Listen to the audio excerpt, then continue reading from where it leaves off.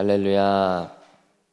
이른 새벽부터 기도의 자리로 나오신 여러분 모두를 환영하고 축복합니다. 오늘은 어제에 이어서 시편 139편의 말씀으로 여러분과 은혜 나누기를 원합니다.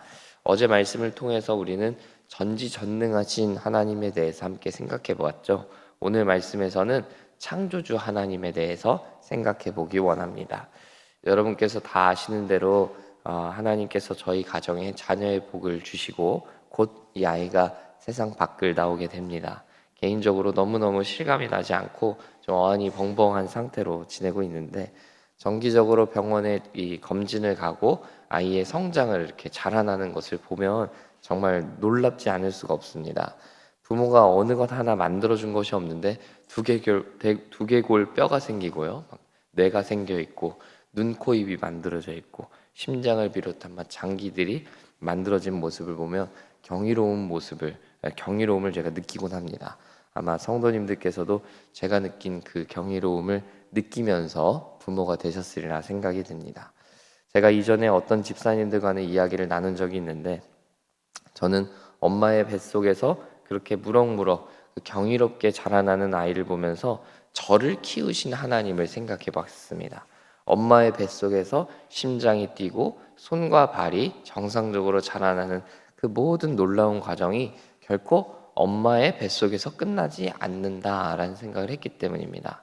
사실은 우리가 놀랄 게 엄마의 뱃속에서만 그렇게 자라나는 게 신기한 게 아니고, 엄마 뱃속에서 나온 이후부터도 하나님께서 자라게 하시고 하나님께서 뛰게 하시고 그 모든 과정이 다 경이롭다, 제가 그렇게 느낀 것이죠. 사실 저라는 사람이 오늘 있기까지는 다 헤아릴 수 없고 인지할 수 없을 정도의 수많은 하나님의 은혜와 개입이 있었다라는 걸 느끼게 되는 것입니다.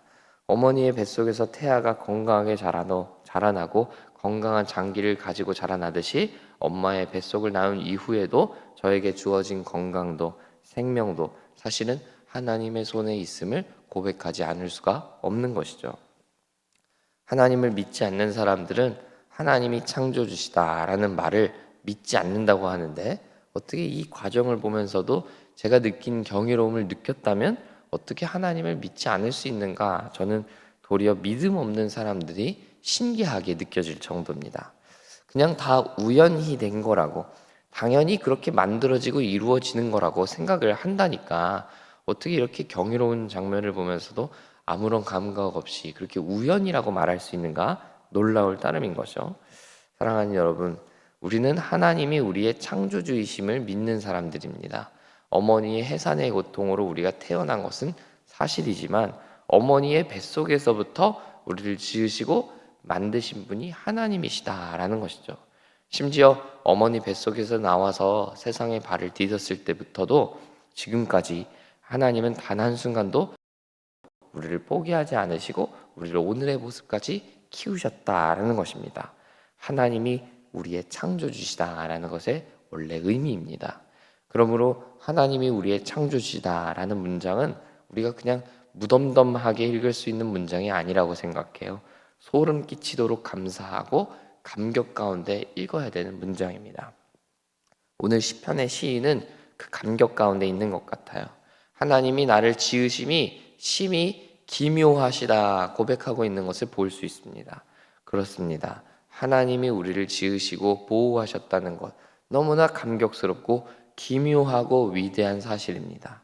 그러니 여러분, 나 자신을 사랑하지 않을 수가 있을까요?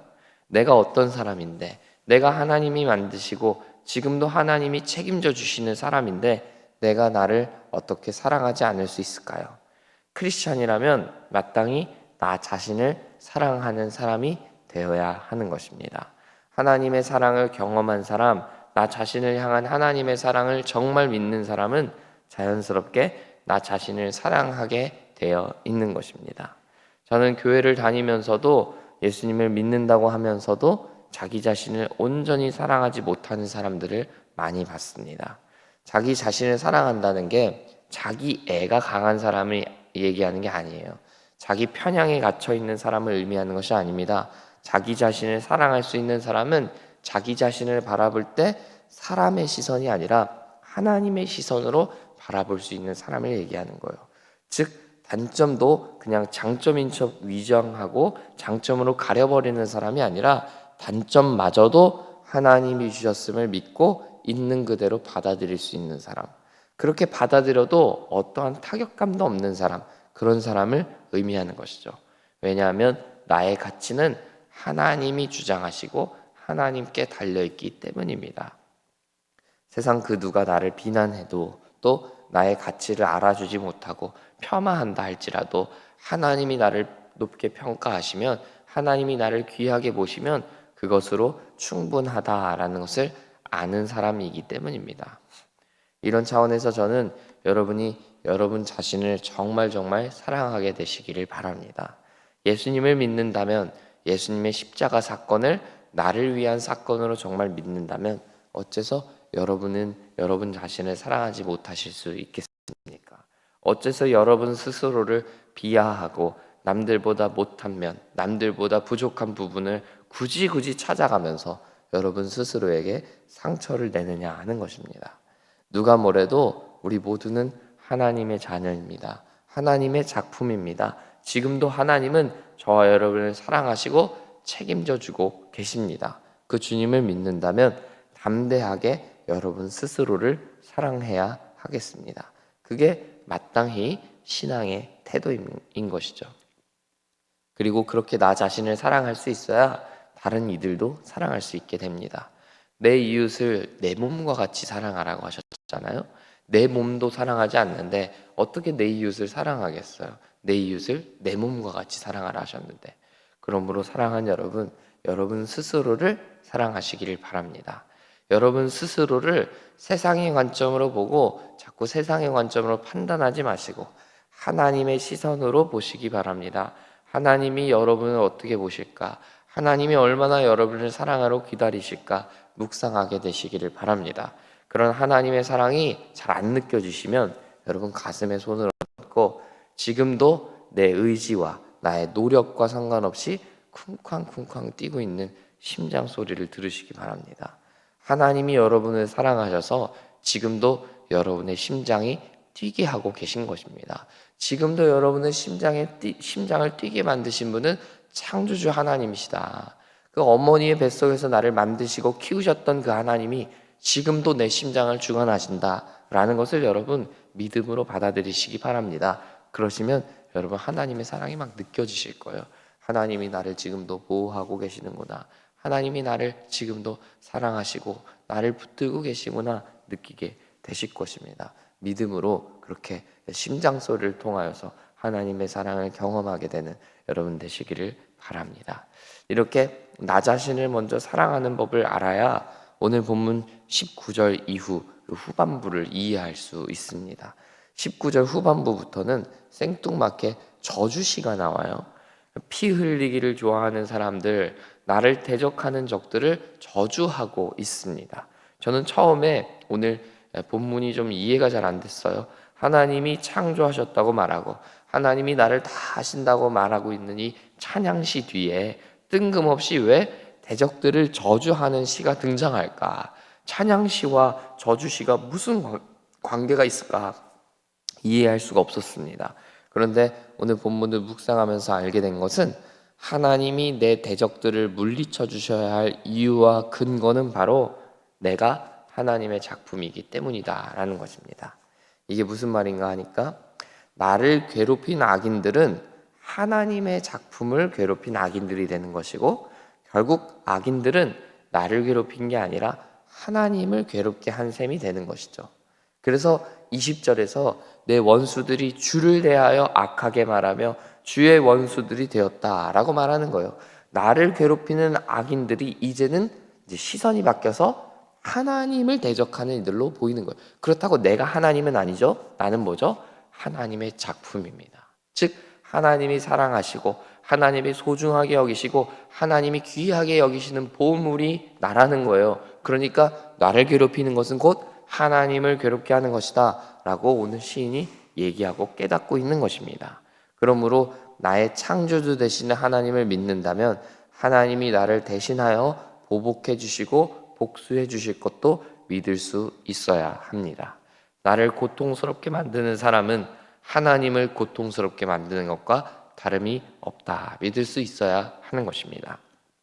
단 이렇게 얘기하려면 내가 정말 하나님의 편에 선다라는 전제하에 말이죠. 본문 24절은 내 안에 악이 없다는 것을 주님이 아시죠? 이렇게 묻고 있는 것을 보게 됩니다. 내가 악함이 없이 순전한데, 나는 결백한데 나를 고통스럽게 하는 이들이 있다면, 그럼에도 불구하고 나를 괴롭히는 이들이 있다면 그건 바로 그들이 하나님의 적수이기 때문이다라는 것입니다. 그들이 창조주 하나님을 거스르는 이들이기 때문입니다. 이렇게 말하는 것과 같다라는 것이죠. 사랑하는 여러분, 이처럼 우리의 인생을 해석할 수 있는 중요한 키 중에 하나는 창조주 하나님입니다. 창조는 이 세상이 만들어질 때 몇 천년 전의 이야기가 아닙니다. 우리가 경험하고 살아가는 모든 것들이 창조주 하나님의 섭리이며 손길입니다. 우리가 어머니의 뱃속에서 잉태되었고 건강하게 태어나 오늘 우리가 이 이른 새벽에 눈을 떠서 새벽 기도에 나온 것조차도 모두 창조주 하나님의 섭리가 아니고서는 불가능한 것들입니다. 그러므로 여러분 스스로를 그 창조주 하나님의 관점에서 사랑하시기를 바랍니다. 여러분 어머니 뱃속에서 나온 그 아기를 보면서 부모들이 무슨 생각을 합니까? 그 아이가 냄새가 난다든지 그 아이가 어떠한 잘못된 행동을 한다고 할 때에도 그 부모 입장에서는 다 예뻐 보이는 거예요. 다 좋아 보이고 사랑스러워 보이는 거죠. 다 용서하고 품어줄 수 있는 것이 되는 것입니다. 바로 하나님의 시선이 그와 같다는 것입니다. 그 하나님, 그 창조주 하나님의 관점에서 여러분 스스로를 바라보게 되고 사랑하게 되시기를 바랍니다. 하나님의 위대하심과 하나님의 은혜로 감사하고 감격하는 여러분 되시기를 바랍니다. 그 사랑 때문에 우리는 온전히 나 자신도 사랑할 수 있고 내 몸을 사랑하는 것처럼 내 이웃도 사랑할 수 있게 되고, 또한 나를 고통스럽게 하는 나의 대적들에 대해서도 지혜롭게 대응할 수 있게 되는 것입니다. 이 아침이 그 사랑과 그 은혜와 그 감격이 있는 시간 되시기를 바랍니다. 그래서 창조주 하나님 때문에 내가 오늘도 살 소망이 있다고, 창조주 하나님 때문에 나의 삶에는 새로운 길이 열렸다고 고백하게 되는 여러분의 귀한 삶이 되시기를 간절히 소원하고 축복합니다. 함께 기도하겠습니다. 하나님 아버지, 우리의 삶을 세상의 관점으로 바라보지 않게 하여 주옵소서. 세상의 관점으로 바라보면서 나는 이런 것도 부족하고 이것도 없고 저것도 없다고 나에게 부족하고 결점되는 부분들만 주목하기보다 하나님 우리에게 주신 것들, 좋은 것들, 선한 것들 바라보면서 하나님 나를 얼마나 사랑하시는가, 하나님 나에게 주시는 은혜가 얼마나 큰가를 묵상할 때 나 자신을 더욱 사랑하게 되는 우리가 되게 하여 주옵소서. 나의 단점들을 장점으로 위장하거나 또 가리는 것이 아니라 단점조차도 하나님이 주셨음을 믿고 그 하나님의 은혜로 받아들이게 되는 놀라운 신앙이 우리 가운데 있게 하여 주옵소서. 그래서 나의 장점뿐 아니라 나의 단점조차도 자랑하게 하여 주옵소서. 그래서 우리의 단점이 결코 우리를 가로막고 우리를 억누르는 것이 아니라 도리어 우리를 풍성하게 하고 창조주 하나님의 손길을 자랑하고 찬양하게 되는 우리가 될 수 있도록 역사하여 주옵소서. 그리고 우리를 괴롭히고 우리를 힘들게 하는 우리의 대적들, 우리의 원수들 가운데에서도 우리가 좌절하거나 낙심하지 않게 하시고 하나님이 지금도 보고 계시며 하나님이 우리를 위하여 보복하실 것이다, 우리를 위해 복수하실 것이다 생각하면서 참고 인내하고 용서할 수 있는 우리가 될 수 있도록 도와주시옵소서. 그렇게 창조주 하나님의 손길을 경험하는 오늘 하루, 우리 앞으로의 평생이 되기를 간절히 소원하며 예수님 이름으로 기도합니다. 아멘.